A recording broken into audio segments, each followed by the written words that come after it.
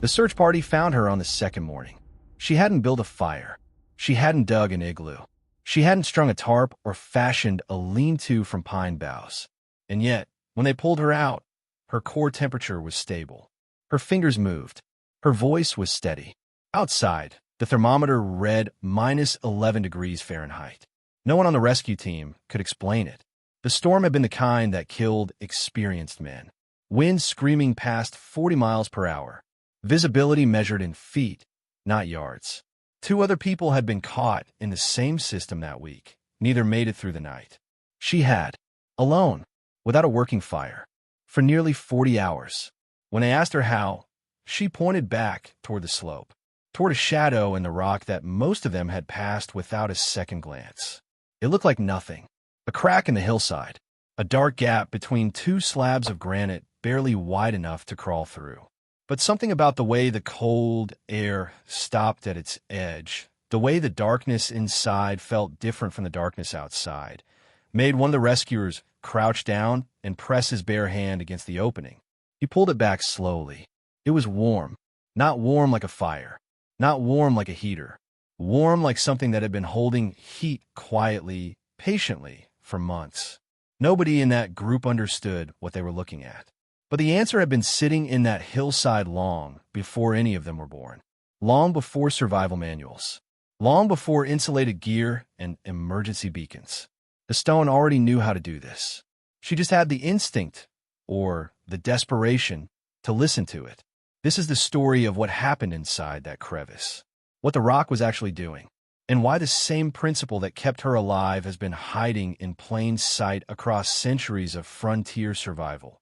Ignored, misunderstood, and almost completely forgotten. If you've ever wondered whether the old ways of surviving still hold up against the worst winters, stick around. And drop a comment telling us where you're watching from.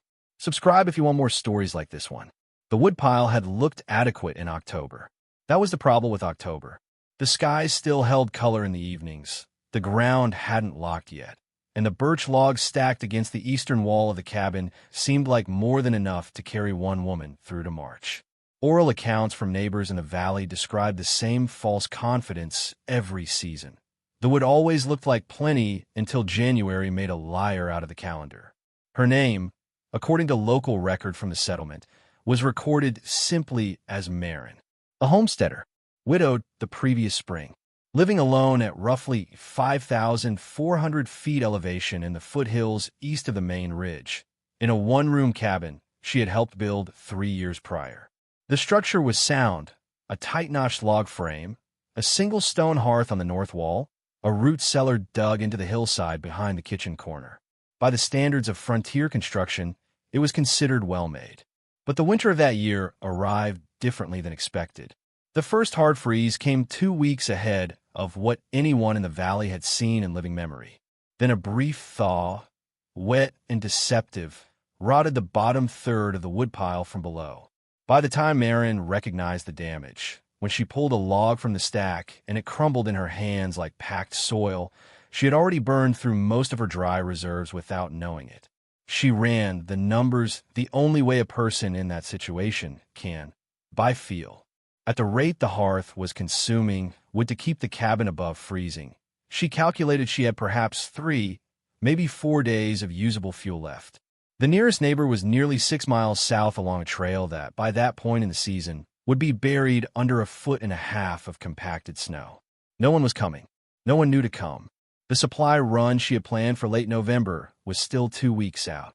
She was alone, and her margin was collapsing. The fire in the hearth burned the way frontier fireplaces always burned, hungrily, wastefully, throwing most of its heat straight up through the chimney and into the sky. This was the central flaw of the open hearth design. It was radiant on the face, but nearly useless at the back of the room. On the coldest nights, the far corner of the cabin, where she slept, could read 20 degrees Fahrenheit colder than the air directly in front of the fire. She had learned to sleep close to the hearth, wrapped in everything she owned. But even that was becoming insufficient. On the third day of a building storm, the temperature outside dropped to -4 degrees Fahrenheit before noon. The wind came from the northwest. Across open ridgeline, unbroken, and it hit the cabin walls with a force that made the timbers creak in a way she hadn't heard before. The fire roared when the drafts found the chimney, and then it died faster for it. Each gust pulled the combustion air out of the firebox and replaced it with cold exterior air that pushed in through every gap in the chinking. She stood at the single window, a small square of oiled hide, not glass, and watched the sky turn the color of iron. The storm wasn't coming anymore. It was already here. She made the decision that most survival instructors today would call the wrong one. She opened the door and stepped outside to look for wood. Not because she was reckless, because she understood, with absolute clarity, that staying inside and doing nothing was the slower version of the same outcome. She pulled her wool layers tight, tied a cord from her wrist to the door latch, an old precaution she'd heard described as standard practice by the older settlers, and walked into the white. Visibility collapsed within 30 feet of the cabin door. This is the aspect of a true mountain blizzard that photographs and weather reports cannot convey. It is not merely that you cannot see far. It is that the world seems to cease existing beyond the edge of what you can reach with your arm. The snow moves horizontally. The ground and the sky trade places in your perception. Sound becomes unreliable. Wind from the left sounds like wind from the right, and distance becomes meaningless. Maren had grown up in weather. She was not unprepared for cold. But this particular storm, local record from the nearest settlement post describe it as one of the most severe single weather events of that decade, was operating at a different scale. The wind chill factor, a concept not yet formally defined in meteorological literature of that era, but understood intuitively by every person who worked outdoors in the mountains, was driving the effective temperature well below what the thermometer showed. At -4 degrees Fahrenheit ambient with sustained winds near 35 miles per hour, exposed skin begins to lose functional sensation within minutes. Maren knew this. Every person who had survived more than 2 winters at elevation knew this without needing a textbook to name it. She moved east along the tree line, keeping the dark mass of the conifers on her left as a reference point. The plan was simple. Follow the edge of the woods toward the deadfall she had spotted in late autumn, a cluster of downed spruce she had flagged mentally as a secondary fuel source. Maybe a quarter mile, maybe less. She found the first down tree. The wood was frozen solid, which was actually useful. Frozen deadfall burns more slowly and cleanly than wet wood, releasing its energy in a longer, steadier arc. She broke what she could from the exposed branches. Not enough. She pushed further. The cord from her wrist to the cabin door latch was 40 feet long. She had made it perhaps 200 feet from the cabin. The error was gradual, the way most dangerous errors are. She had used the tree line as a guide going out, but the wind had shifted, not dramatically, not suddenly, but enough, and the tree line she was following when she turned back was not the same angle it had been. By the time she noticed the cabin was not where it should have been, she had already walked past it in the whiteout without seeing it. The cord, of course, had run out long before. She stopped moving. This was the right instinct, one of the oldest pieces of winter survival knowledge, passed down through every culture that has ever built a settlement in a cold climate. When you're lost in a whiteout, movement compounds the problem. Every step taken in the wrong direction is a step that must eventually be retraced, and the energy cost of retracing in deep snow is punishing in a way that accelerates the timeline toward hypothermia. She stood. She listened. She tried to locate the sound of the cabin, a creak, a snap, anything structural against the noise of the storm. Nothing. Then 20 feet to her left and slightly downslope, something registered that her eyes almost dismissed as a shadow in the rock face of the hillside, a vertical gap in the granite, perhaps 18 inches wide at its opening, partially screened by a shelf of snow that had accumulated above it like a frozen awning. The gap dropped back into the rock at a slight downward angle, disappearing into darkness after 3 or 4 feet. She almost kept walking. What stopped her was not strategy. It was not training. It was something more immediate and harder to name. The sudden, unmistakable perception that the air coming out of that gap was not the same temperature as the air surrounding it. In a storm at -4 degrees Fahrenheit, you notice warmth the way a drowning person notices air. She crouched down. She pressed her face toward the opening, and what she felt, steady, faint, impossible seeming, was a current of air that registered somewhere closer to the low 30s degree F against her chapped skin. Not warm, not by any comfortable definition of the word, but warmer than outside. Measurably, undeniably, inexplicably warmer than outside. She looked back into the white. The cabin was gone. The treeline was gone. There was nothing out there but wind and moving snow and a temperature that was already working against her. She turned back to the gap in the rock, and she crawled in. The first thing she noticed was the silence. Not complete silence. The storm still reached her as a low, compressed roar, like hearing something through a wall of stone, which was precisely what she was doing. But the violence of it was gone. The wind that had been hitting her body like a physical force simply stopped at the entrance of the crevice, blocked by the geometry of the rock itself. The gap angled inward and slightly downward, creating a natural baffle that the horizontal wind could not follow. The second thing she noticed was the smell. Earth, mineral cold, something faintly organic, lichen or moss on stone, but underneath that, a dry warmth that had no business existing in those conditions. It was the smell of enclosed space that had not been ventilated in a long time. Sealed. Still. The smell of heat that had nowhere to go. The interior of the crevice widened as it descended. The entrance was barely wide enough to admit her shoulders, but within 4 feet the walls spread to perhaps 3 feet across, and the ceiling rose to allow her to sit upright, knees pulled to her chest, back against the left wall of stone. The floor was flat granite with a thin layer of dry grit. No standing water, no ice. The air was absolutely still.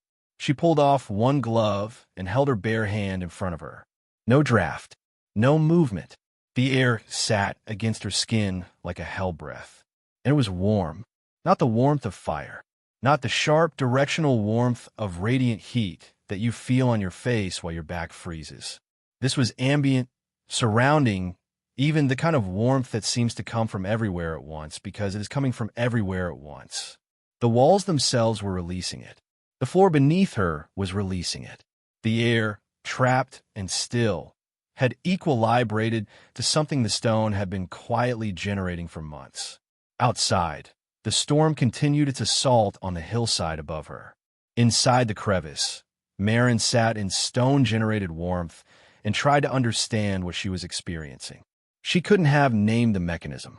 The vocabulary didn't exist for her in that form. Thermal mass, geothermal gradient, specific heat capacity of granite.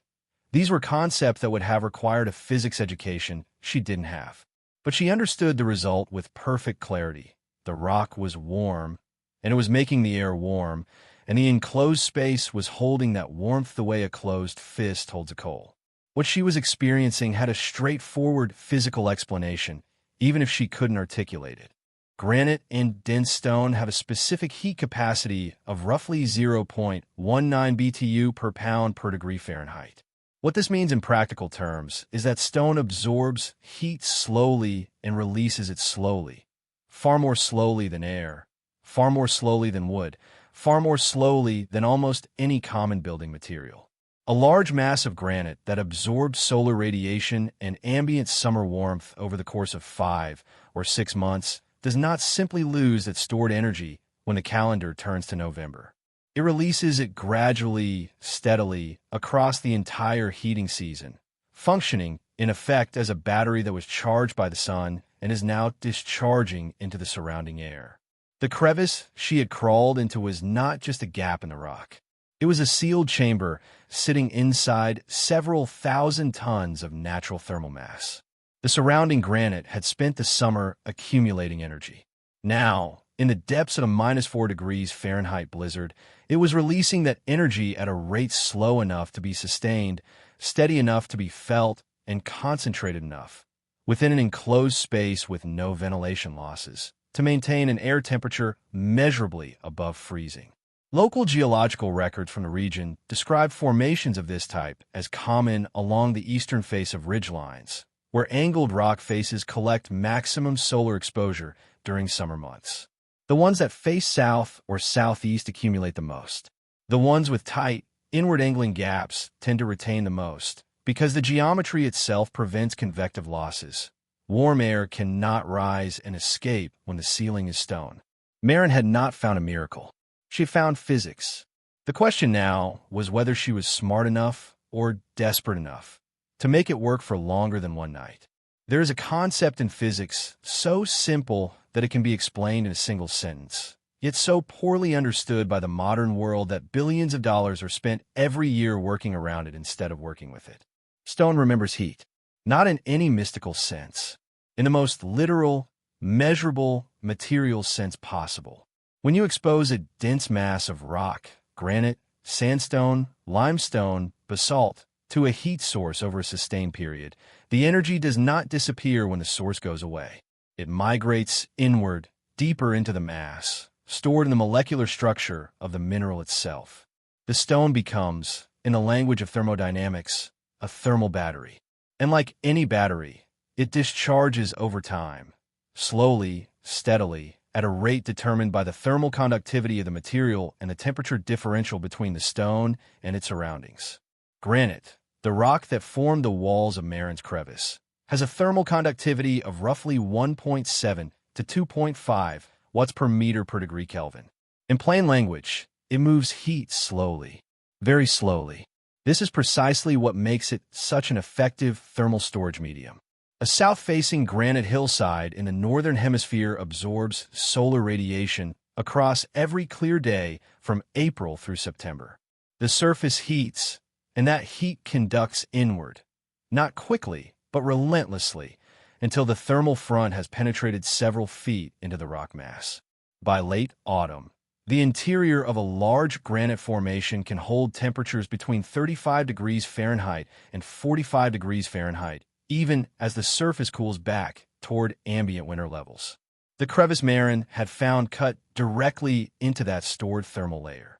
It was, in geological terms, a fracture joint, a natural crack formed when the rock cooled and contracted millennia ago. These joints are common in granite hillsides throughout the Mountain West. Most run vertically, following the stress lines of the original formation. But this one angled inward and slightly downward, which meant two things.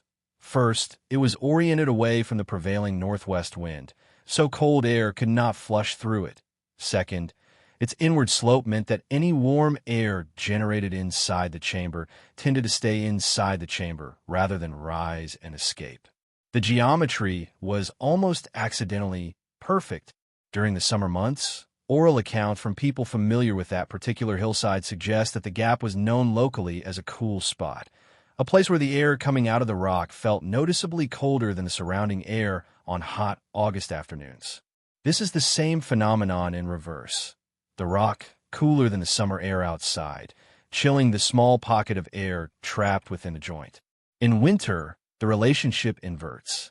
The rock, warmer than the winter air outside, warms the pocket of air trapped within. The hillside was not doing anything different in December than it had done in August. Only the direction of the heat transfer had reversed. What Maren was experiencing, that faint but undeniable warmth radiating from the walls on all sides, was the geothermal gradient of a several thousand-ton rock formation discharging its stored summer energy into a sealed airspace roughly the size of a large wardrobe. The volume of air involved was small enough that even a slow rate of heat release from the surrounding stone was sufficient to maintain conditions measurably above the outdoor temperature. Estimates based on the physical parameters of similar formations in the region suggest the interior air temperature of a crevice of that size and geometry, during a storm of that severity, would stabilize somewhere between 28 degrees Fahrenheit and 36 degrees Fahrenheit, potentially as high as 38 degrees Fahrenheit in the deeper sections, where the thermal mass was greatest and the insulating effect of the overlying rock was most pronounced. Outside, it was -4 degrees Fahrenheit and falling.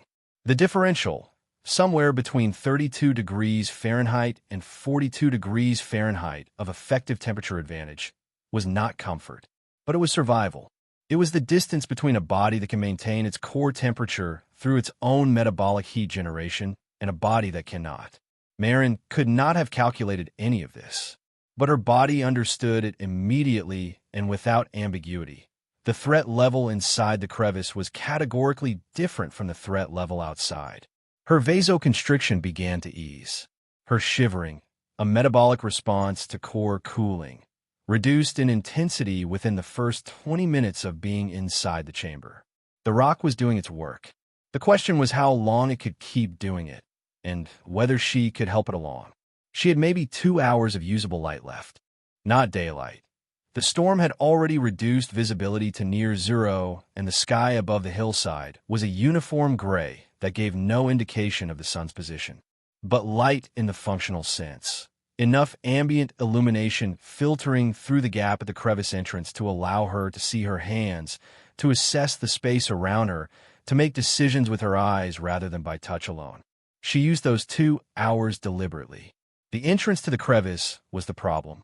The gap that had allowed her to crawl inside was now a direct aperture to a -4 degrees Fahrenheit storm. And while the geometry of the inward angle reduced the wind intrusion significantly, it did not eliminate it. Every few minutes a gust would find the opening and push a tongue of frigid air into the chamber. Not enough to overwhelm the warmth of the stone, but enough to rob the sealed airspace of some of its thermal advantage. Each exchange of interior warm air for exterior cold air was an energy loss the rock would have to compensate for. She needed to reduce that exchange. Ideally, eliminate it. The materials available to her were limited to what the storm and the hillside had provided. Loose snow, accumulated in drifts against the rock face. Several dead branches that had blown against the granite shelf above the entrance. And her own clothing, which she could not afford to sacrifice to insulation without trading one risk for another. She started with the branches. Working from inside the crevice, she wedged the larger pieces horizontally across the lower portion of the entrance gap, creating a rough lattice. This alone did almost nothing for thermal performance. The gaps between branches were too large to impede airflow in any meaningful way. But the lattice served a critical secondary function. It created a framework against which she could pack snow. This is where her instinct, or her memory of something heard and half forgotten, proved decisive. Packed snow is one of the most effective natural insulating materials available in a winter environment. This is not intuitive. Snow is cold. Snow is the medium through which the storm is arriving. The idea of using snow to block out the cold seems contradictory until you understand the physics. Snow is not cold in itself. Snow is mostly air. A well-packed snow block has a thermal conductivity of roughly 0.1 to 0.3 watts per meter per degree Kelvin, compared to still air at approximately 0.025 and granite at nearly 2.0. What this means is that a packed snow barrier transmits heat far more slowly than the open air it replaces. It is a thermal break. It does not generate warmth, but it dramatically slows the rate at which warmth escapes. She packed snow into the branch lattice from the outside, working quickly, her bare fingers numb within minutes. Then she retreated inside and packed additional snow from the interior side, pressing it into the remaining gaps until the entrance was reduced to a single hand-width opening near the top, enough to allow a minimal exchange of air for breathing purposes, not enough to permit significant convective heat loss. The effect was immediate and measurable by feel. The intermittent gusts of cold air from the entrance stopped entirely. The chamber air, no longer being diluted by exterior cold, began to stabilize. The faint warmth radiating from the walls became perceptibly more present, not because the rock was releasing more energy, but because less of that energy was now being carried away. What Marin had built, working with branches and storm snow in failing light at the entrance of a granite crack, was functionally equivalent to what Inuit builders had been constructing for centuries in the form of the tunnel entrance on a traditional snow shelter, a design principle so effective that Arctic survival architecture has never substantially improved upon it. The principle is identical regardless of the material. Create a barrier that breaks wind intrusion, trap a small airspace between the barrier and the occupied chamber, and allow the body heat, or in this case, the stone stored thermal energy, to warm that intermediate space and reduce the temperature differential across the barrier. She had not invented anything. She had rediscovered something very old. By the time she finished and retreated fully inside the sealed chamber, pulling the last of the branch lattice tight against the snowpack, the light had nearly gone. The storm outside continued its assault on the hillside. Inside, the air was still. The walls were warm to the touch, and Marin pressed her back against 3 feet of solid granite and began the longest night of her life. The storm hit its maximum intensity sometime in the hours before midnight.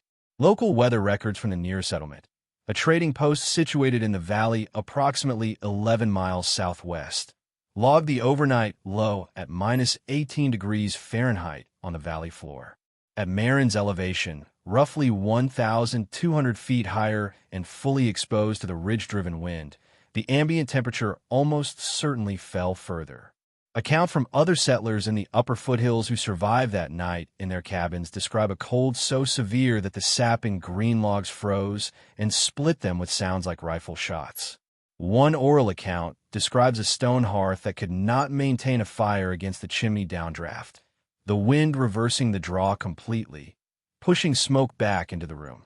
Open fireplaces failed that night.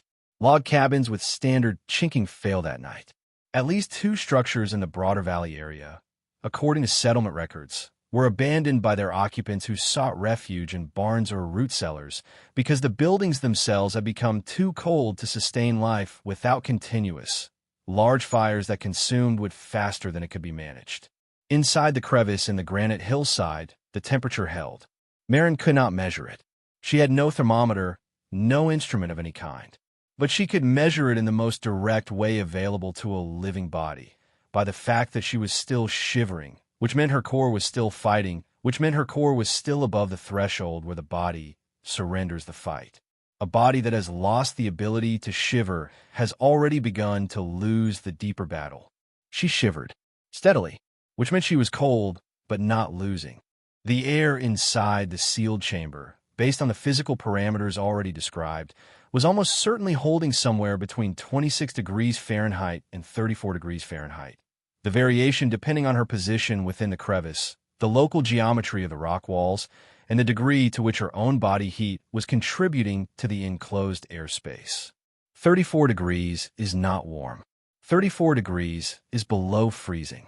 But 34 degrees inside an enclosed space with proper layering and the right posture is survivable in a way that -18 degrees Fahrenheit outside absolutely is not. The differential that night between where she was and where she would have been was somewhere in the range of 44 degrees Fahrenheit to 52 degrees Fahrenheit. That differential was her life. She managed it actively, the way her body knew how even when her mind was too exhausted to direct it consciously. She kept her knees drawn to her chest, minimizing the surface area of her body exposed to the air. She tucked her hands into her armpits, the warmest accessible point on the human body surface, where the brachial artery runs close to the skin and heat bleeds quickly if left unprotected. She kept her face turned slightly downward, breathing against the wool of her collar so that the moisture in her exhalations, which carries significant body heat, was partially recaptured rather than lost to the air. These were not techniques she had been taught from a manual. They were the accumulated wisdom of a life lived in cold places, passed between people the way all essential knowledge passes in communities without written libraries, through demonstration, through warning, through the specific gravity of stories told by those who had nearly not survived. The rock around her continued its slow, patient work. Granite at depth does not respond to a single night storm.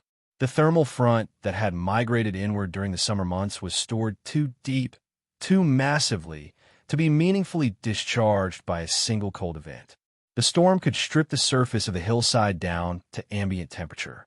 It could freeze the first inch of rock face, but it could not reach the stored energy sitting 4 and 6 and 8 feet into the formation, and that stored energy continued radiating outward toward the crevice, toward the sealed chamber, toward the small volume of trapped air that was keeping a woman alive.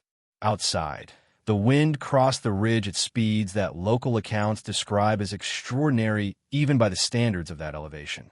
Snow accumulated in drifts against the eastern face of the hillside, the same face that contained the crevice entrance.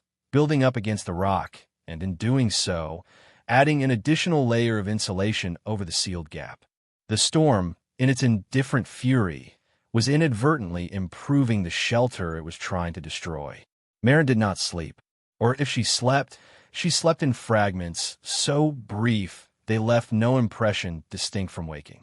She remained aware of the cold with the specific, focused awareness of someone who understands that awareness itself is a survival tool, that the moment you stop noticing the cold is often the moment the cold has already won. She counted her breaths. She moved her toes inside her boots at intervals she estimated at every 15 minutes. She pressed her palms flat against the granite wall beside her and felt the warmth there, faint but present, the slow exhale of a mountain that had been breathing summer heat for 6 months and had not yet finished. She waited. The storm eventually had to end. The stone, she was beginning to understand, did not. By the second morning, the storm had not broken. The wind had dropped from its overnight peak. The most violent hours seemed to have passed somewhere in the darkness before dawn. But the snow was still falling, still horizontal, still driven by a cold that had settled into the landscape the way deep cold always does. Not as a weather event anymore, but as a condition. A new baseline. The kind of cold that stops feeling like an attack and starts feeling like the permanent state of the world. Maren had been inside the crevice for roughly 18 hours. Her food was gone. She had carried nothing when she left the cabin. There had been no plan to be gone more than an hour, no expectation of needing provisions. Her water was whatever she could melt against her body. Small handfuls of snow pressed between her palms and held there until they yielded to her skin temperature, a process slow enough and inefficient enough to be almost more frustrating than hydrating. But she managed it.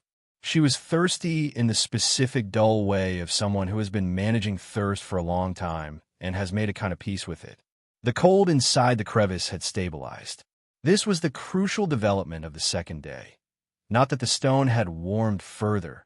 It had not. It could not dramatically change its output overnight, but that the relationship between her body and the enclosed space had reached a kind of equilibrium. The granite walls were releasing heat at a slow, steady rate. Her body was generating metabolic heat at its own slow, steady rate. In the sealed chamber, insulated on 5 sides by solid rock and on the 6th by her improvised snow and branch barrier, was capturing both sources and holding them. She had become, in the most literal sense, a second heat source. The human body at rest generates approximately 250 to 350 BTUs per hour through basic metabolic function. The heat produced by cellular respiration, organ function, and the maintenance of core temperature. In an open environment, this heat dissipates almost immediately into the surrounding air and is functionally irrelevant to the ambient temperature of any space larger than a sleeping bag. But in a sealed enclosure of the size Maren occupied, roughly 40 cubic feet of air volume, the heat her body was producing was not lost. It was accumulating. She understood this without the vocabulary to name it. She felt it as a gradual, almost imperceptible shift in the quality of the air around her, a slight thickening of the warmth, a reduction in the bite of the cold against her exposed face and the backs of her hands. The chamber was not getting warm, but it was getting less cold. And the marginal difference between 28 degrees and 32 degrees, in terms of what the human body must do to maintain its core temperature, is larger than it sounds. She began to manage her heat output deliberately. Movement generates heat. This is the metabolic principle behind shivering, the body's involuntary generation of heat through rapid muscle contractions.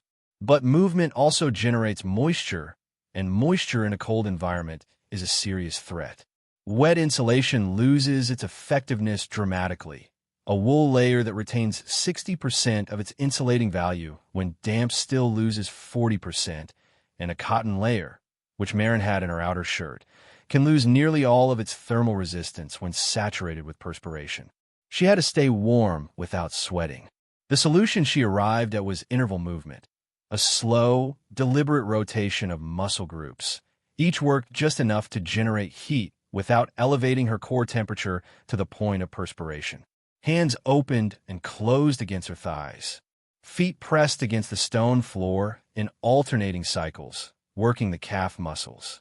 Her back pressed hard against the granite wall and released in slow, rhythmic pulses that engaged the large muscle groups of the upper body without generating significant locomotion. It looked, if anyone had been watching, like someone performing a very slow, very quiet exercise routine in the dark. What it was in physiological terms was active thermal management, the deliberate use of the body as a combustion system, modulated to produce heat without producing the moisture that would undermine the insulation it depended on. Oral traditions from multiple indigenous communities of the Mountain West describe variations of exactly this practice. Among the Shoshone and the Nez Perce, whose territorial ranges included precisely the kind of terrain Marin was sheltering in, there are accounts of hunters and travelers who survived extended cold exposures by using what elders described simply as knowing how to use your body right. The specifics varied by account, but the underlying principle was consistent: movement without exertion, heat without sweat, survival not through aggression against the cold, but through management of the one resource that could not be replenished from the outside, the warmth already inside the body. Marin had no connection to those traditions. She was a European settler, removed from whatever cold climate knowledge her own ancestral culture might have preserved. But cold is a universal teacher, and 18 hours alone in a granite crevice is a thorough course.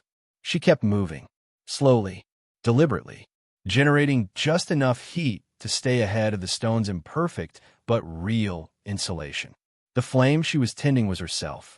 The crevice Marin had found was not a discovery, not in the deep sense of the word, not in the sense that matters when we talk about knowledge and who holds it and how it travels across generations and across the invisible walls between cultures that share the same geography. The granite hillside she had crawled into for shelter had been known to the people of that region long before the first European settler drove the first stake for a cabin in the valley below. The specific formation, the angled joint, the sealed chamber, the south-facing exposure that accumulated summer heat, was part of a landscape that had been read, used, and understood by indigenous inhabitants for generations that predated written record. The practice of using natural rock formations as thermal shelters is documented across virtually every cold-climate indigenous culture on the North American continent. Among the peoples of the Plateau region, the Nez Perce, the Coeur d'Alene, the Flathead, the Spokane, oral traditions describe the deliberate identification and use of what some accounts translate loosely as warm places in the rock. Specific locations in familiar terrain where the earth itself provided shelter superior to anything that could be constructed quickly in an emergency. These were not random discoveries. They were curated knowledge. Experienced hunters and travelers in these communities knew which hillsides held heat in winter. They knew which rock faces stored the most solar energy across the summer. They knew, through generations of accumulated observation, how to read the landscape for the invisible thermal signatures that distinguished a survivable shelter from a trap. This knowledge was passed down not through written documentation, which these cultures did not use in the European sense, but through something arguably more durable: the embodied instruction of experienced elders walking young people through specific terrain and pointing to specific features and explaining, in the precise language of lived experience, what those features meant. The knowledge was not primitive. It was precise. What the elders were teaching, in the language of modern physics, was a practical understanding of geothermal gradient, thermal mass, and passive solar energy storage, concepts that European science would not formally articulate until the 19th century. The indigenous practitioners of the Plateau region had been applying these principles for centuries before the vocabulary existed to describe them. When European settlers arrived in the Mountain West, they brought with them a construction tradition rooted in a different climate: the managed forests and relatively mild winters of northern and central Europe, where timber was abundant and the dominant heating strategy was the open hearth or, later, the masonry stove. These were excellent technologies for their original context. They were not always well suited to the extremes of the North American interior. The settlers built log cabins and stuffed the gaps with moss and clay and called it adequate. Some of it was. Much of it was not. The accounts of frontier winters are full of descriptions of people burning furniture, dismantling outbuildings for fuel, suffering through nights where the water in a bucket 10 feet from a roaring fire developed a skin of ice by morning. The knowledge that might have helped them, the landscape literacy that the indigenous communities of the region had spent generations developing, was not accessible to them. Not because it was secret, not because it was withheld, but because the colonial relationship between European settlers and indigenous peoples was not, in most cases, a relationship that facilitated the transfer of knowledge from the latter to the former. The asymmetry of power and the assumptions it produced worked against the flow of information in the direction it was most needed.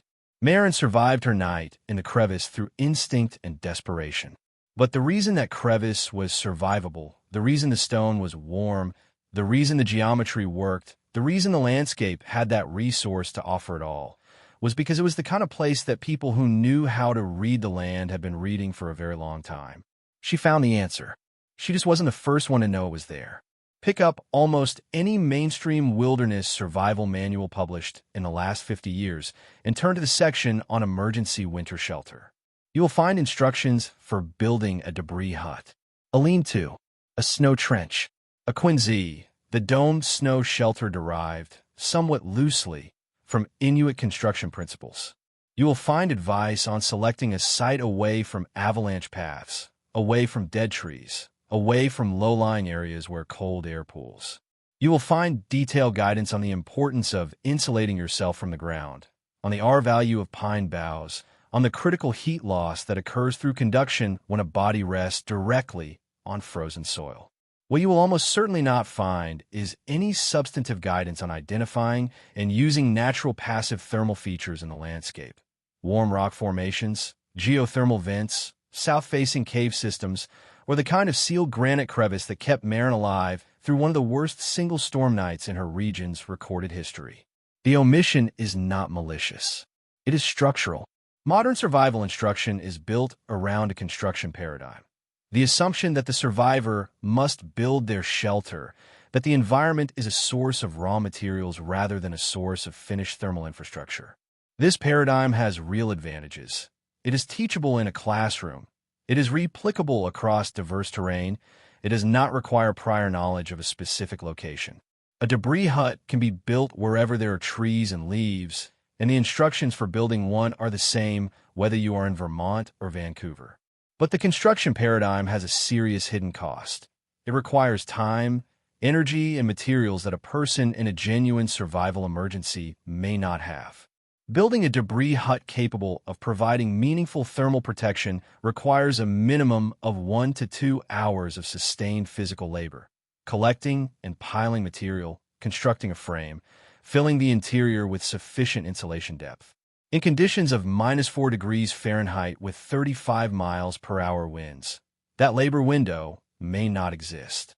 The energy expenditure of construction in extreme cold can itself accelerate the onset of hypothermia. And the materials required, dry leaves, pine boughs, sufficient deadfall, are not always available in the quantity needed, particularly in the kind of open, rocky, high-elevation terrain where winter emergencies most frequently occur. Passive natural shelters require none of this. A granite crevice that has been storing summer heat for 6 months does not need to be built. It does not need materials. It requires only the knowledge to identify it, the willingness to trust something that looks like nothing, and the basic skill of sealing its entrance against wind intrusion, a task that Maren accomplished in roughly 40 minutes with branches and storm snow. The thermal performance comparison is instructive.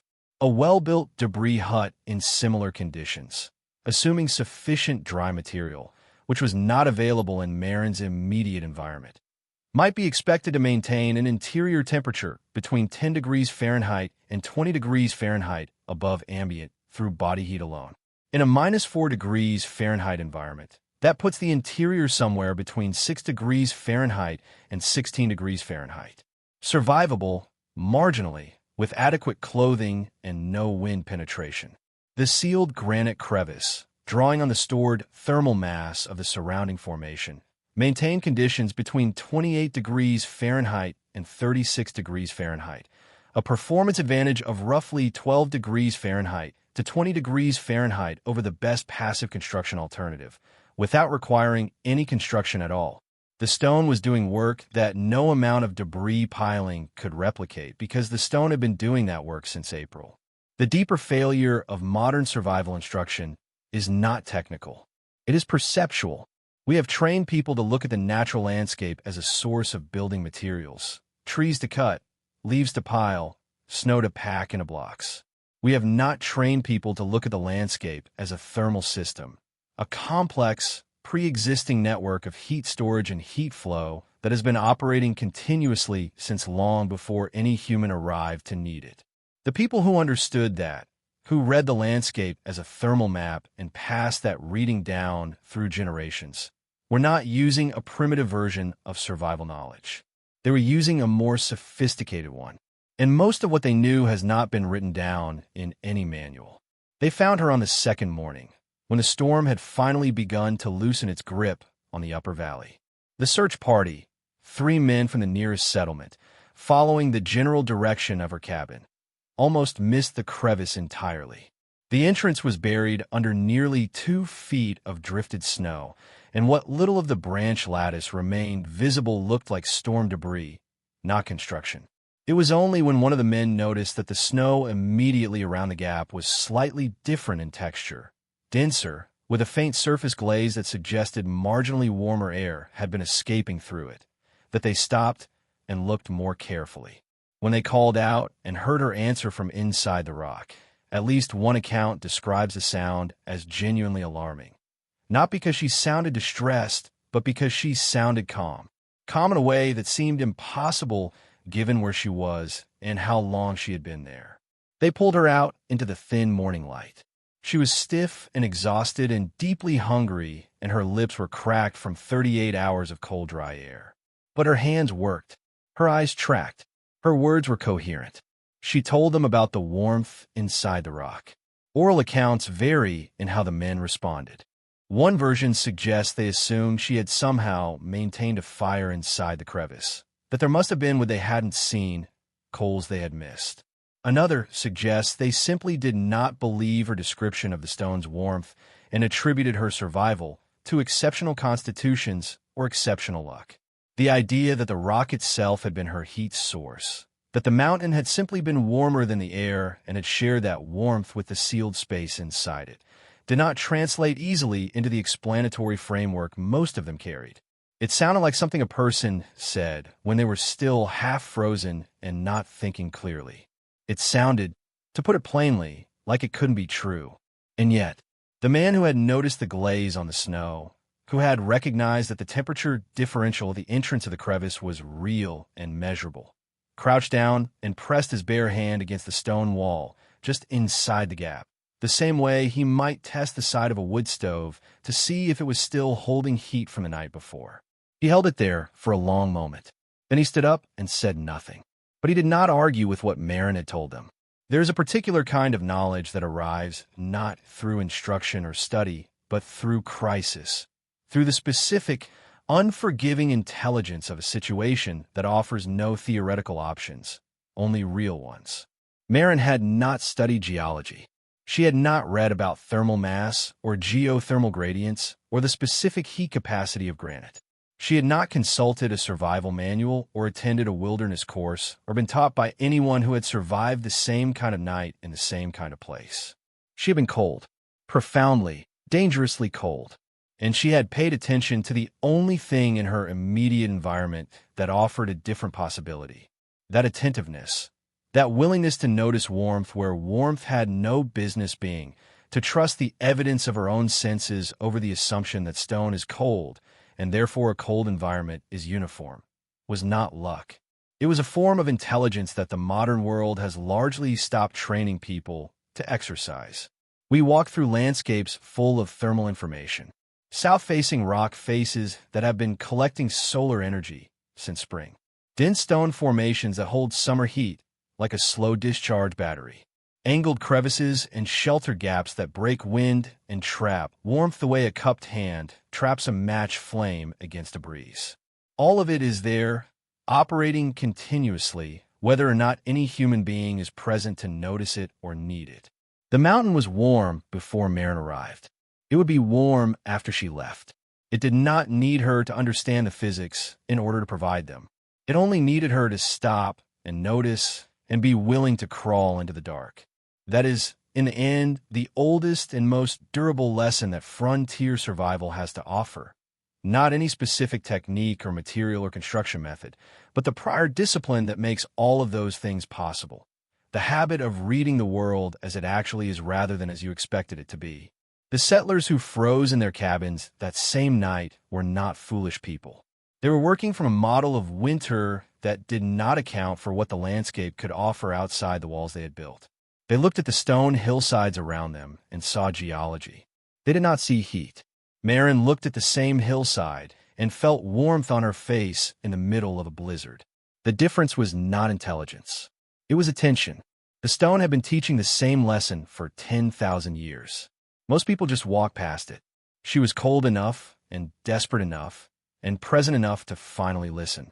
This script is for educational and historical storytelling purposes only. It does not substitute for professional engineering or wilderness survival guidance. All temperature figures, geological parameters, and thermal performance estimates are based on plausible physical ranges for the described conditions and materials. Local accounts referenced are treated as oral and historical reconstructions, not verified laboratory data.